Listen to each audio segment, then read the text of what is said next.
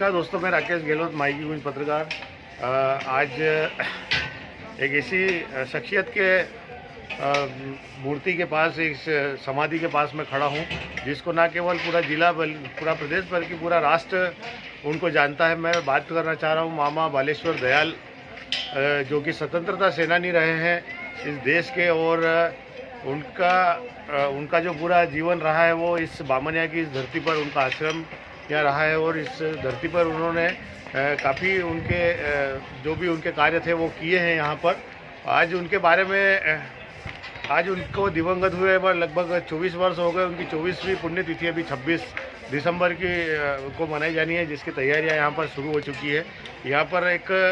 उस 26 दिसंबर को जब लोग आते हैं तो उनको पता लगता है कि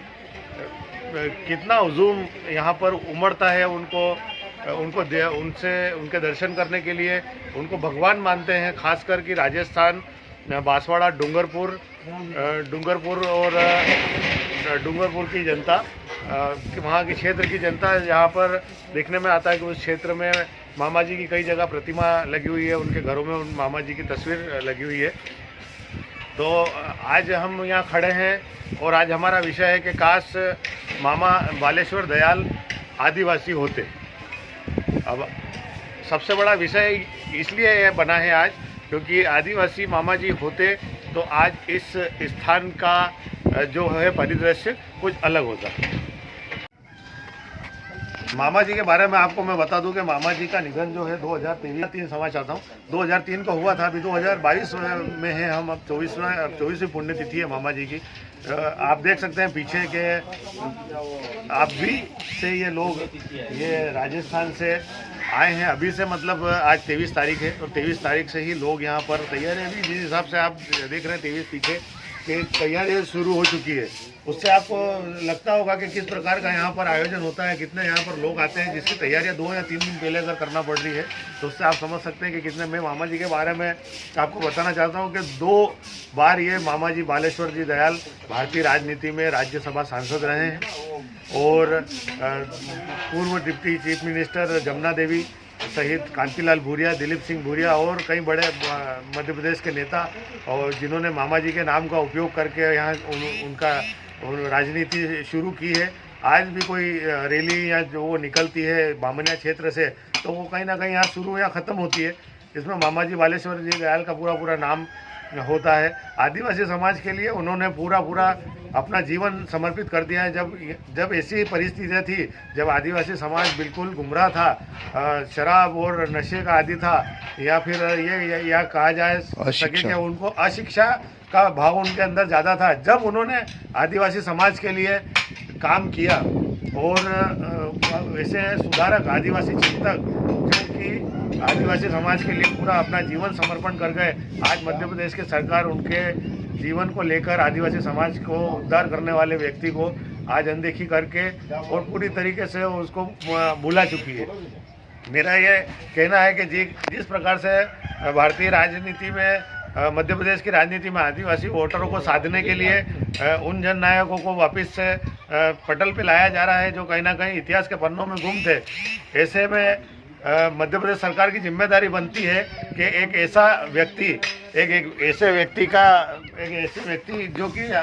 आज हमारे बीच में नहीं है, लेकिन उन्होंने आदिवासी समाज के लिए वो किया है जो शायद आज की सरकारें भी नहीं कर पाई है।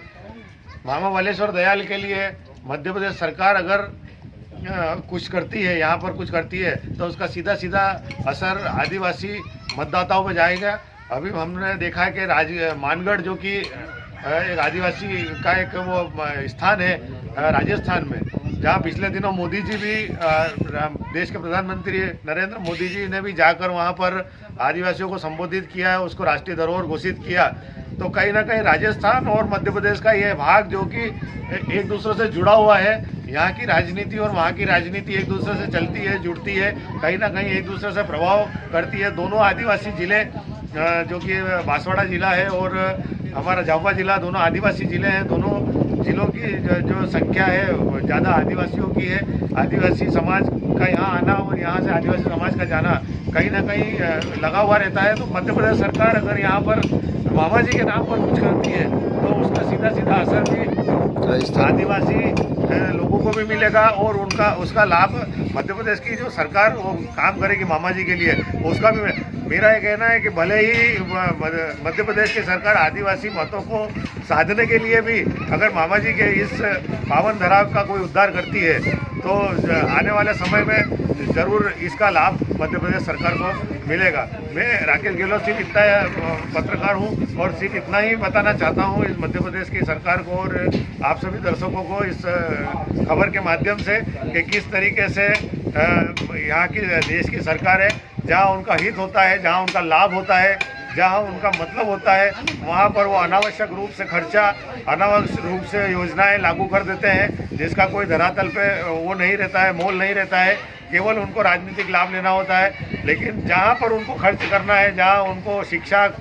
बढ़ानी है, जहाँ आदिवासियों को उद्धार करने वाले ऐसे लोगों को मामा बालेश्वर दयाल जैसे व्यक्तित्व को उभारने के बाद आती है तो ये सरकारें अपना कदम पीछे हटा लेती है, क्योंकि यहाँ जो आने वाले जो लोग हैं, जो वोटर्स हैं, जो मतदाता है, वो कहीं ना कहीं मध्य प्रदेश की राजनीति को प्रभावित नहीं करते हैं। इसलिए मामा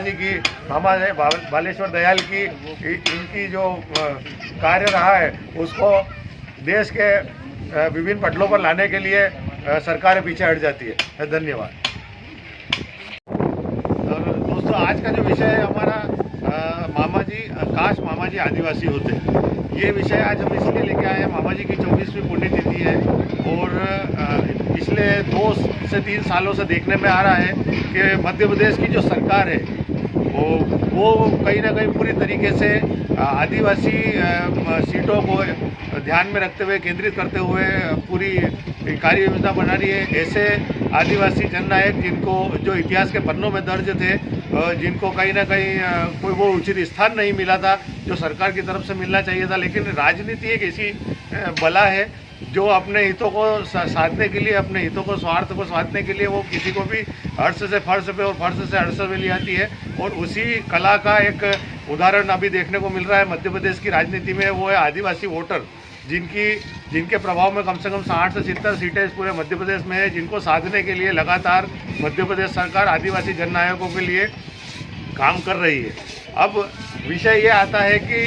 जब आप इतिहास में दर्ज ऐसे जननायकों को लेकर बड़े बड़े आयोजन और वो कर रहे हैं। पिछले दिनों देखने में आया है कि इंदौर में टंटिया मामा चौराया जो घोषित भंवर हुआ था उससे किया गया, और एक राजनीतिक आयोजन होता है। उस आयोजन को सफल बनाने के लिए मध्य प्रदेश सरकार ने 25 करोड़ रुपए फूके हैं। ये कोई राशि, कोई मामूली राशि नहीं है। मेरा ये मानना है कि अगर उस राशि से जननायक जो टंटिया मामा है उनके नाम से अगर कोई बड़े कार्य कर दिए जाते तो मुझे लगता है कि आदिवासी समाज का भला होता। लेकिन चूंकि जो 27 करोड़ रुपए खर्च हुए हैं वो केवल राजनीतिक लाभ लेने के लिए किए गए हैं, उससे अब सवाल खड़े होते हैं। हम वापिस आते हैं मामा बालेश्वर दयाल की कर्मभूमि पर, जो कि यहाँ पर मामा बालेश्वर दयाल ने अपना पूरा जीवन व्यतीत करा। आदिवासी समाज जिसकी बात सरकार कर रही है, जिसके हितों को सरकार सामने ला रही है, जिसके भले के लिए पैसा एक्ट लगाया जा रहा है, जिनके हितों की बात की जा रही है, उस आदिवासी अंचल को सुधारने का काम करने वाले मामा बालेश्वर दयाल की बात करना चाहता हूँ। न केवल मध्य प्रदेश की राजनीति में बल्कि राष्ट्रीय राजनीति में अपना हस्तक्षेप रखने वाले मामा बालेश्वर दयाल की जो आज की स्थिति है इस स्थान की, उससे ये पता लगता है कि मध्य प्रदेश सरकार केवल वोटों की राजनीति करती है। अगर उनके मन में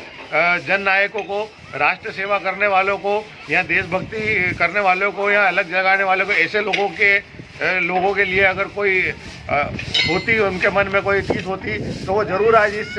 मामा बालेश्वर दयाल के आश्रम को एक राष्ट्रीय धरोहर के रूप में सजा कर रख सकती थी। लेकिन होता यह है कि यहाँ पर जो लोग आते हैं उनका मध्य प्रदेश की राजनीति से कोई लेना देना नहीं है। यहाँ जो हज़ारों लोगों की जो भीड़ जमा होती है वो ज़्यादातर लोग उसमें से राजस्थान क्षेत्र के होते हैं, जिसके कारण यहाँ पर यहाँ की राजनीति, यहाँ के स्थानीय प्रशासन और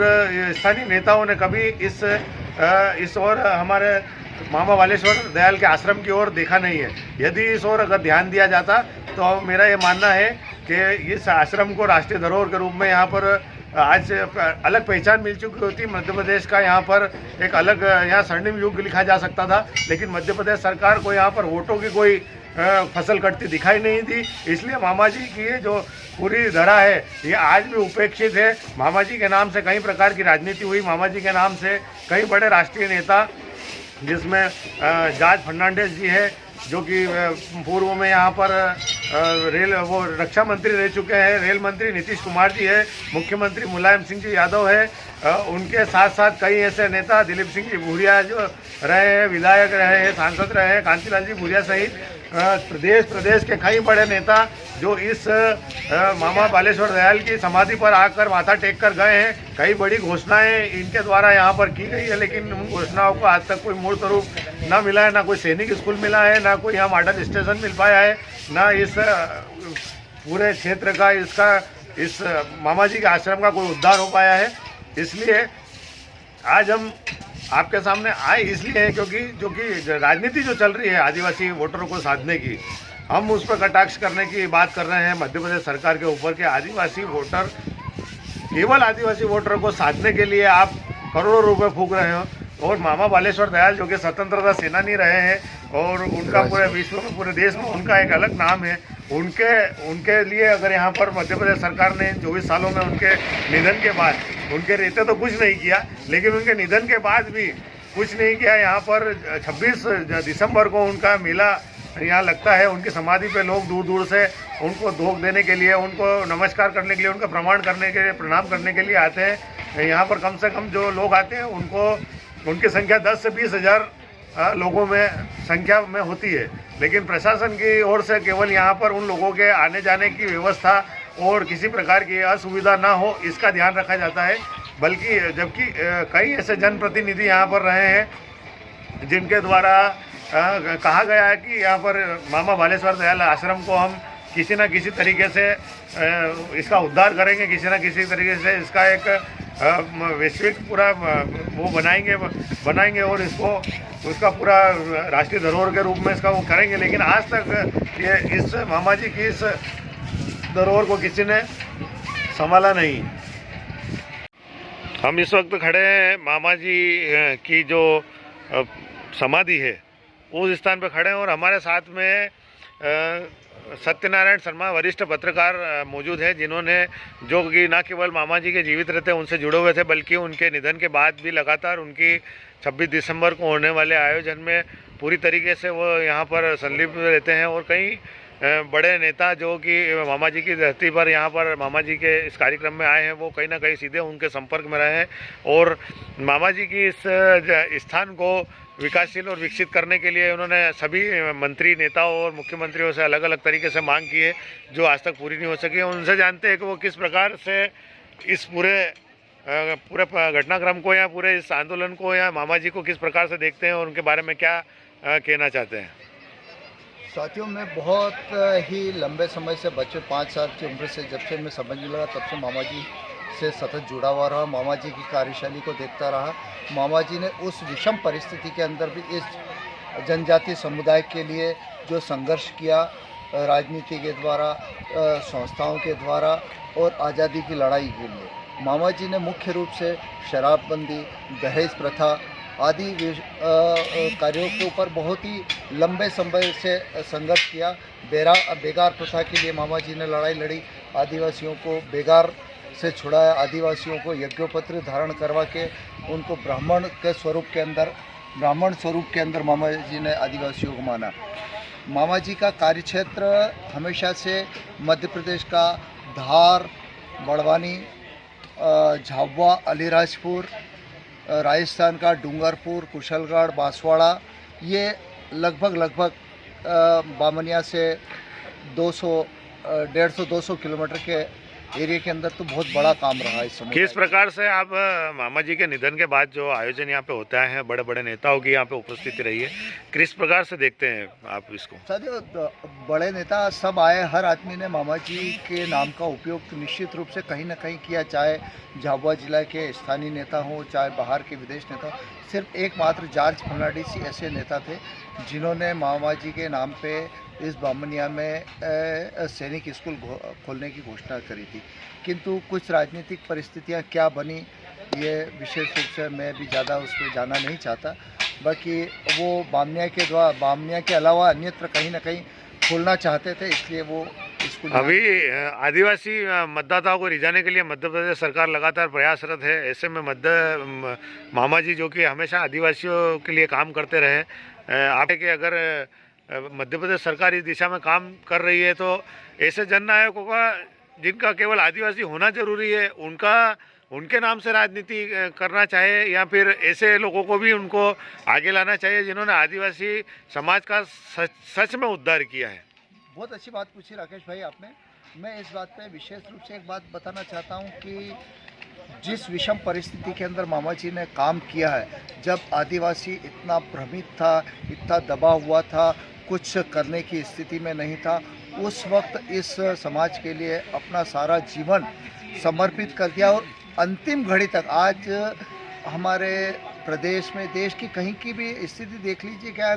छोटा सा प्रतिनिधि भी अगर जब बन के जाता है तो साल 2-4 साल के अंदर वो आर्थिक रूप से काफ़ी सक्षम हो जाता है। बाकी मामा बालेश्वर दयाल ऐसा गांधी, ऐसा फकीर आदमी था जिसके मरते दम तक भी उसके जेब के अंदर एक ढीला भी नहीं मिला, वो बिना उसके चलते थे। और मामा जी एक फकीरी अंदाज के अंदर कितने लोगों का यहाँ पर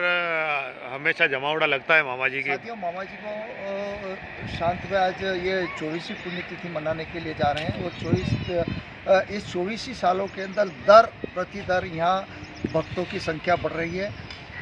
मध्य प्रदेश से जुड़ा हुआ राजस्थान का इलाका लगता है, बामनिया से 20-22 किलोमीटर से ही राजस्थान लग जाता है और राजस्थान के अंदर सबसे ज़्यादा मामा जी के कार्यों का प्रभाव देखा जाता है आज भी। आज मामा जी की पुण्यतिथि पर बिना किसी बुलावे, किसी व्यवस्था, किसी लाव लश्कर के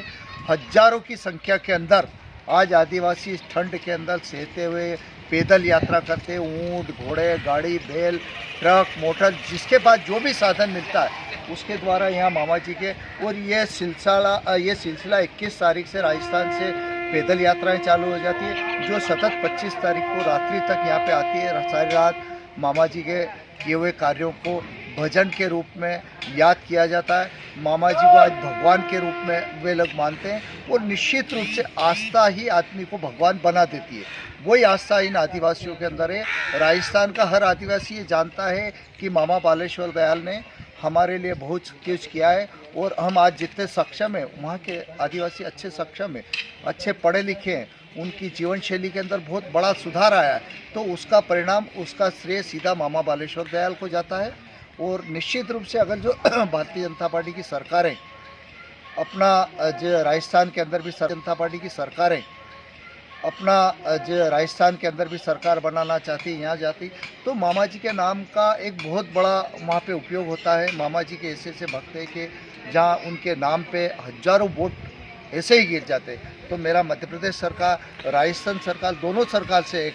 आग्रह, निवेदन है कि इस उपेक्षित समाधि स्थल को ऊपर भी ध्यान देना चाहिए और इसको एक राष्ट्रीय स्मारक के रूप के अंदर विकसित करना चाहिए, ताकि यहाँ पे आने वाली पीढ़ी, अगली पीढ़ी को पता पड़ सके कि हमारे महापुरुष, हमारे बुजुर्गों ने हमारे समाज के लिए कितना संघर्ष किया और उसका परिणाम है कि आज हम उच्च स्तर के ऊपर पहुँचे। धन्यवाद सत्यनारायण शर्मा जी, आपने पूरी जानकारी दी मामा बालेश्वर दयाल के बारे में। उम्मीद है सारा कुछ देखने के बाद मध्य प्रदेश सरकार की नींदें खुलेगी, उनकी आंखें खुलेगी और ऐसे उपेक्षित महान क्रांतिकारी, महान समाज सेविक, महान चिंतक, समाजसेवी चिंतक मामा बालेश्वर दयाल, जो कि पिछले 24 वर्षों से लगातार उपेक्षित है, उनको कहीं ना कहीं उनके लिए कोई बड़ा कदम यहाँ पर उठाकर उनका इस स्थान को राष्ट्रीय स्मारक के रूप में घोषित करके इसका उत्थान और उसका विकास करेगी, जिससे कि आने वाला आदिवासी समाज और यहाँ से जुड़ा हुआ आदिवासी समाज वो सीख सके, समझ सके कि आखिर क्यों मामा जी इतने अनुयायी हैं, आदिवासी के पूजनीय हैं। क्योंकि जब वो उनका इतिहास जानेंगे तब उन्हें खुद को पता लगेगा कि उन्होंने आदिवासी समाज को कहाँ से कहाँ लाकर छोड़ा है, किस स्थिति में आदिवासी समाज था और आज किस स्थिति में है, तो उनका पूरा श्रेय मामा जी बालेश्वर दयाल जैसे महान क्रांतिकारियों को जाता है, जिन्होंने आदिवासी समाज के बीच में रहकर अपना घर बार छोड़कर अपना सब कुछ निछावर कर कर केवल उनके सुधार के लिए और उनके जीवन शैली सुधारने के लिए काम किया है। मैं धन्यवाद में राकेश जी, एक बात और मैं आपसे बताना चाहता हूँ कि मामा जी के ऊपर करीबन 4 या 5 व्यक्तियों ने डॉक्टरेट किया है, उनके ऊपर कई किताबें लिखी गई है और कई किताबें मामा जी के हस्तलिखित है, वो भी सरकार को संरक्षित करना चाहिए और इस स्थान को संरक्षित। जी बिल्कुल, जब ये राष्ट्रीय धरोहर के रूप में अगर इसको घोषित किया जाएगा तो संभव है मामा जी से जुड़ा पूरा इतिहास और मामा जी से जुड़ी हर चीज। और सबसे मोटी बात, आदिवासी समाज को कैसे एक राह दिखाई मामा जी ने, वो यहाँ से एक नया मैसेज जाएगा और ये एक मॉडल के रूप में विकसित होना चाहिए कि आदिवासी समाज कितना किसी समय कितना उपेक्षित था, कितना संघर्षशील था क्या, और आज किस स्थिति के अंदर है। उसमें सरकारों का तो योगदान रहा है, बाकी मामा जी का बहुत बड़ा योगदान रहा है। धन्यवाद सत्यनारायण शर्मा जी। तो